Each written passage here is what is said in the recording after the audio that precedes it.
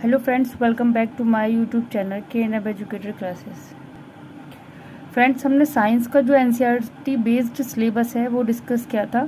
तो जो हमारी फर्स्ट वीडियो थी वो सिलेबस पर थी, जिसमें हमने फिजिक्स, केमिस्ट्री और बायोलॉजी के चैप्टर्स को जो है कवर किया था। तो उसमें जो चैप्टर नंबर फर्स्ट था बायो में, वो था आपका जीवन की मौलिक इकाई, यानी कि the fundamental units of our life. तो उसका जो फर्स्ट चैप्टर है, यूनिट फर्स्ट है, उसका जो फर्स्ट लेक्चर था वो हो चुका था। फर्स्ट वीडियो में करा चुकी हूँ। उसमें मैंने सेल्स जो कोशिका है उसके बारे में आपको डिटेल में समझाया था। जितने भी इम्पोर्टेंट पॉइंट्स बन रहे थे उन सबको डिस्कस किया था। तो आज हमारा लेक्चर दूसरा है। इसमें हम बात करेंगे कुछ इम्पोर्टेंट पॉइंट्स की, जैसे कि यहाँ पर दे रखा है कि सबसे छोटी कोशिका यानी कि स्मॉलेस्ट सेल वो है आपकी माइकोप्लाज्मा गैलीसेप्टिकम, जिसको हम बोलते हैं PPLO। PPLO इसका जो है आपका शॉर्ट नेम है, जिसको हम बोलते हैं प्लूरोनिमोनिया लाइक ऑर्गेनिज्म। ठीक है, तो इसको माइकोप्लाज्मा गैलीसेप्टिकम नेम है, सबसे छोटी कोशिका है। इसको याद रखना है, ये क्वेश्चन आता है। अगला क्वेश्चन है बिगेस्ट सेल, यानी कि सबसे बड़ी कोशिका वो है आपकी ऑस्ट्रिच एग, यानी कि शुतुरमुर्ग का अंडा, जो कि आपका 15 सेंटीमीटर होता है। ठीक है, नेक्स्ट क्वेश्चन बनता है हमारा स्मॉलेस्ट सेल इन ह्यूमन, यानी कि अब मानव शरीर की बात हो रही है। यहाँ पर जो स्मॉलेस्ट सेल और बिगेस्ट सेल की बात की थी वो मानव शरीर की बात नहीं हो रही थी, वो आपका इस पृथ्वी की बात हो रही थी। पर यहाँ पर ह्यूमन्स में जो सबसे छोटी कोशिका है वो है आपकी स्पर्म, यानी कि नर जो आपका मेल है उसका जो शुक्राणु है वो आपकी सबसे छोटी कोशिका है। अगला पॉइंट है आपका कि बिगेस्ट सेल इन ह्यूमन, यानी कि मानव शरीर की सबसे बड़ी जो कोशिका है वो है आपकी ओवम, यानी कि जो फीमेल होती है उसमें जो अंडा बनता है ओवम, उसको अंडाणु बोलते हैं। तो वो आपका सबसे बड़ी कोशिका है। अगला क्वेश्चन पूछ लिया जाता है कि लॉन्गेस्ट सेल इन ह्यूमन, यानी कि मानव शरीर की सबसे लंबी कोशिका क्या है। तो वो है आपकी नर्व सेल, यानी कि तंत्रिका कोशिका, जो आपको याद रखना है कि 1 मीटर यानी कि 90 सेंटीमीटर या 1 मीटर के लगभग जो है ये इतनी लंबी होती है। तो ये सारे ही जो पॉइंट है वो सारे इम्पोर्टेंट पॉइंट है, क्योंकि आपका जो 9 का जो आपका एग्ज़ाम होता है तो वो आपका OMR बेस पर भी पूछे जाते हैं क्वेश्चन। तो वो इनसे जो है क्वेश्चन सेल चैप्टर से आराम से 2-3 क्वेश्चन तो फंस जाएंगे।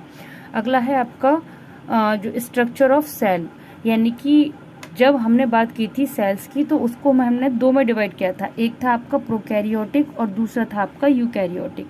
तो यहाँ पर प्रोकैरियोटिक सेल्स की बात करेंगे हम और यूकैरियोटिक सेल्स की भी बात करेंगे। तो अब यहाँ पर प्रोकैरियोटिक में मैंने आपको बताया था कि जो बैक्टीरिया की सेल है वो आपकी प्रोकैरियोटिक है, क्योंकि उसमें केंद्रक से पहले की संरचना, जिसमें केंद्रक डेवलप नहीं होता है, उसको हम प्रोकैरियोटिक सेल बोलते हैं। तो वो है आपकी बैक्टीरिया की सेल। दूसरा अगला पॉइंट है हमारा यूकैरियोटिक में मैंने आपको बताया था कि ऐसी कोशिका जिसमें वेल डेवलप केंद्रक यानी कि वेल डेवलप न्यूक्लियस होता है वो आपकी यूकैरियोटिक सेल कहलाती है। तो इसके एग्जाम्पल में मैंने आपको लिखवाया था प्लांट सेल, यानी कि जो पादप कोशिकाएं होती हैं वो, प्लस एनिमल यानी कि जो जंतु कोशिकाएं होती हैं वो। तो दोनों ही सेल्स आपकी यूकैरियोटिक्स में आती हैं। तो यूकैरियोटिक सेल्स में यहाँ पर प्लांट सेल को मैंने यहाँ पर दिखाया गया है। यहाँ पर आप जो है प्रोकैरियोटिक और यूकैरियोटिक में डिफरेंस अच्छे से कर पाएंगे कि प्रोकैरियोटिक में क्या प्रेजेंट होता है, यूकैरियोटिक में क्या प्रेजेंट होता है। ठीक है, तो आप देखिए हम इसमें प्रोकैरियोटिक जो आपकी बैक्टीरियल सेल है उसमें आपका सबसे बाहर वाला जो पहले तो ये कैप्सूल लाइक स्ट्रक्चर होता है। जो बैक्टीरियल सेल होती है वो कैप्सूल लाइक स्ट्रक्चर होता है। इसमें सबसे बाहर वाली जो वॉल होती है उसको हम सेल वॉल या कोशिका भित्ति कहते हैं। अगला आपका प्लाज्मा मेम्ब्रेन है। फिर उसके बाद में एक पॉइंट यहाँ पर मोस्ट इम्पॉर्टेंट है, वो आपको याद रखना है कि जिस तरीके से बैक्टीरिया में एक जो मेम्ब्रेन है वो अंदर फोल्ड हो जाती है, तो वो फोल्ड होकर क्या बनाती है, मीजोजोम बनाती है। ठीक है, फोल्ड होकर क्या बनाती है, वो मीजोजोम बनाती है। तो ये और जो एनिमल सेल्स होती हैं और जो प्लांट सेल होती हैं उसमें माइटोकॉन्ड्रिया जो होती है, जो माइटोकॉन्ड्रिया फंक्शन का काम होता है, माइटोकॉन्ड्रिया का जो भी काम होता है वो बैक्टीरिया सेल्स में मीजोजोम का काम होता है। ये आपको बात याद रखनी है कि क्वेश्चन ऐसा पूछ लिया जाता है कि जो माइटोकॉन्ड्रिया है प्लांट सेल और एनिमल सेल में माइटोकॉन्ड्रिया प्रेजेंट होती है, तो वो बैक्टीरियल सेल्स में माइटोकॉन्ड्रिया की स्थान पर क्या प्रेजेंट होता है, तो आपको याद रखना है वो मेसोसोम होता है। अब बात ये भी याद रखनी है कि जो माइटोकॉन्ड्रिया है वो क्या फंक्शन करता है, तो वो आपका ऑक्सी श्वसन जो होता है वो क्रिया करता है, यानी कि माइटोकॉन्ड्रिया को powerhouse of the cell भी कहते हैं, यानी कि कोशिका का विद्युत गृह भी कहते हैं। अब नेक्स्ट इम्पॉर्टेंट क्वेश्चन बनता है कि बैक्टीरिया की खोज किसने की थी, यानी कि फादर ऑफ, अगर हम बोल सकते हैं एक क्वेश्चन यहाँ बनता है कि father of bacteriology, father of bacteriology किसको कहते हैं, फादर ऑफ बैक्टीरियोलॉजी, तो वो किसको कहते हैं, या बैक्टीरिया की खोज किसने की थी, तो याद रखना है एंटोनी वॉन ल्यूवेनहुक, यानी कि ल्यूवेनहुक ने बैक्टीरिया की खोज की थी। ये आपको पॉइंट्स याद रखना है, इनको फादर ऑफ बैक्टीरियोलॉजी भी कहते हैं। अब यहाँ पर नेक्स्ट आपका मेसोसोम के बाद में है राइबोसोम, प्रोटीन सिंथेसिस का काम करते हैं। अगला है आपका बैक्टीरियल डीएनए, यानी कि इसको हम क्रोमोसोमल डीएनए भी कहते हैं, जो आपका न्यूक्लियस होता नहीं है और ये इसी तरीके से सर्कुलर टाइप जो है ये साइटोप्लाज्म में पड़ा रहता है। अगला है आपका एक्स्ट्रा डीएनए होता है जिसको हम बोलते हैं प्लाज्मिड डीएनए, ठीक है।